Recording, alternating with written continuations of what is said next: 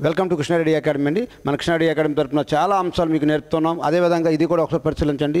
ఏదైనా 5తో ఏదైనా మల్టిప్లికేషన్ వచ్చినప్పుడు మల్టిప్లికేషన్ ఎలా సింపుల్గా దీన్ని ఎలా చూసి ఆన్సర్ పెట్టే విధంగా వెళ్ళొచ్చండి.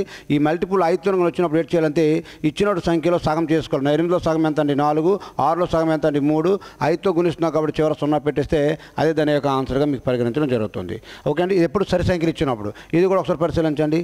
5తో గుణిస్తున్నాం కాబట్టి దీని 8లో సగం ఎంత అండి 4 అండి, 8లో సగం ఎంత అండి 4 అండి, 2లో సగం ఎంత అండి 1 అండి, 0 పెట్టేస్తే ఇదే మీకు దీని యొక్క ఆన్సర్గా మీకు పరిగణించడం జరుగుతుంది. అదేవిధంగా చూడండి, ఇక్కడ ఇది బేస్ సంఖ్య ఇచ్చింది, ఇది సరి సంఖ్య, ఇది బేస్ సంఖ్య. బేస్ సంఖ్య ఇచ్చినప్పుడు ఏడు చేయాలంటే -1 చేయాలి. ఎంత కనిపిస్తుంది అంతే 42 కనిపిస్తుంది. ఈ 2లో సగం ఎంత అంతే 1 అండి, 4లో సగం ఎంత అంతే 2 అండి. అదేవిధంగా బేస్ సంఖ్య కాబట్టి చివర మీరు 5 వేసుకుంటే ఇదే మీకు ఆన్సర్గా మీకు పరిగణించడం జరుగుతుందండి. ఓకే అండి. అలా పరిశీలిస్తామండి.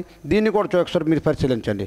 యాస్టీజ్గా 400 దీని నుంచి -1 చేస్తే 422 అండి. దీనిలో సగం చేసుకుంటే 2లో 1 సగము, 2లో సగం ఎంత 1, 4లో సగం ఎంత 2 అండి. అలా బేస్ సంఖ్యలో ఉంది కాబట్టి చివర 5 పెడితే ఇదే మీకు ఆన్సర్గా పెట్టడం జరుగుతుందండి. ఓకే. ఎంత సింపుల్గా ఎంత స్ట్రాటజీగా మన కృష్ణారెడ్డి అకాడమీ అనేది మీకు నేర్పుకుంటూ అర్థమెటిక్ రీజనింగ్ అంతే సూపర్గా మీకు చెప్పుకుంటూ 100% నువ్వు సక్సెస్ఫుల్ అయ్యే విధంగా అటు గ్రౌండ్తో పాటుగా ముందుకు వెళ్తుంది. దీన్ని మీరు మన కృష్ణారెడ్డి అకాడమీ యొక్క యూట్యూబ్లో కామెంట్గా పెట్టండి దీన్ని.